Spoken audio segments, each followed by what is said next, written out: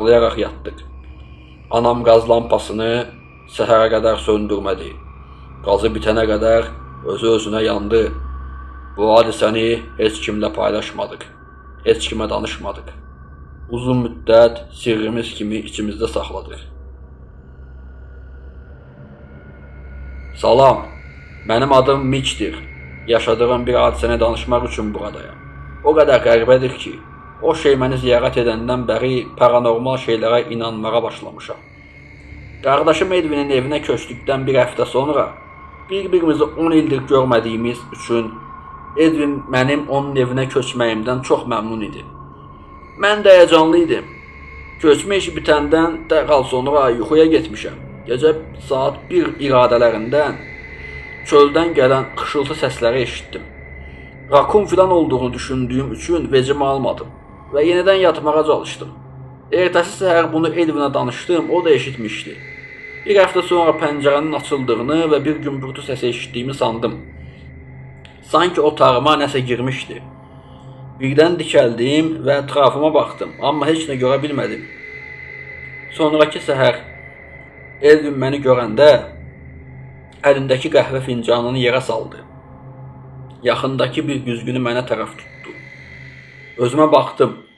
Sol yanağımda böyük bir kəsik var idi. Ağrı içində xəstəxanaya getdikdən sonra həkim yuxu gəzəri ola biləcəyimi dedi. Amma sonra mənə qanımı donduran bir şey göstərdi. Köynəyimi qaldırdı, böyrəklərimin olduğu yer başdan başa tikişli idi. Evdən çıxmışdım. Böyrəklərimə qədər əməliyyat olunmuşdum. Köynəyimi qaldırdı, böyrəklərimin olduğu yer başdan başa tikilmişdi.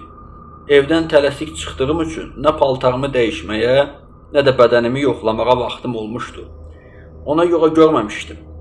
Və həkim dedi, Miç, dünən gecə bir şəkildə sol böyrəyini itirmisən. Necə olduğunu bilmirik. Üzr istəyirik. Adi bir cümə gecəsi idi və Bradley ilə birlikdə olduğumuz sənət söhbət otağında danışırdıq. Yəni çat söhbət otağında danışırdıq.